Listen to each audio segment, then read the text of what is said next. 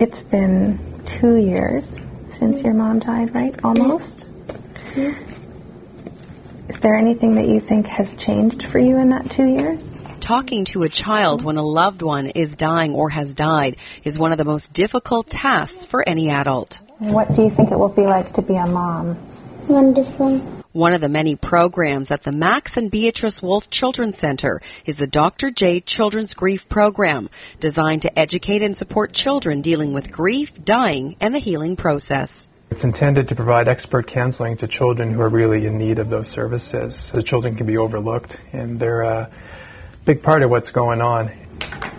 The program's creative approach helps children learn about dying and death and encourages them to ask questions and explore their feelings. Can you remember when I was little? Our focus is to make sure that the kids are prepared for what's coming up and to find ways that they can be involved in the family and in the grieving process. Counselors also help adults learn to speak with children about dying and death.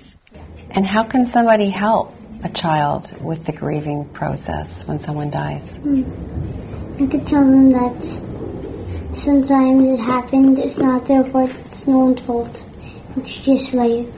Grieving process is critical for everybody, and particularly for children. If grief is sort of not acknowledged or dealt with, then we can see the results of that, many months and years down the road. I think she's an adjusted child when it comes to the death of her mother. She misses her mom every day, but she's got her within her heart. What would you like to say to a child out there that's maybe lost their mom or their dad? The mom or your dad is always right beside you, even if you're asleep or you're awake.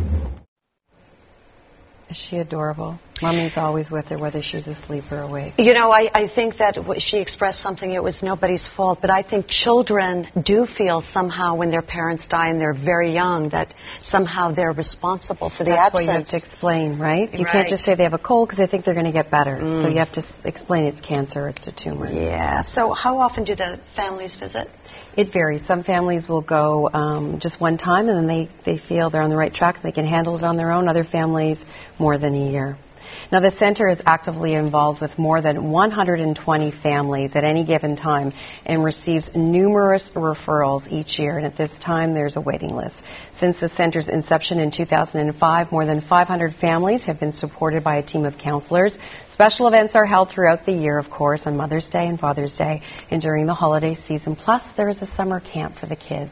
To learn more about this amazing little program, please visit globaltoronto.com tonight and follow the links to Making a Difference. I know this was a sensitive topic, but none of us deal with death in the right way. And for a child, as you mentioned, it's so different, so this program is very needed. And it was so telling when you asked her that question, and she responded. I mean, that was quite amazing. She's adorable. Lost Mommy at 7, and she's only 9, and she could teach us all something. Wow. Thanks, Susan. Okay. Thank you.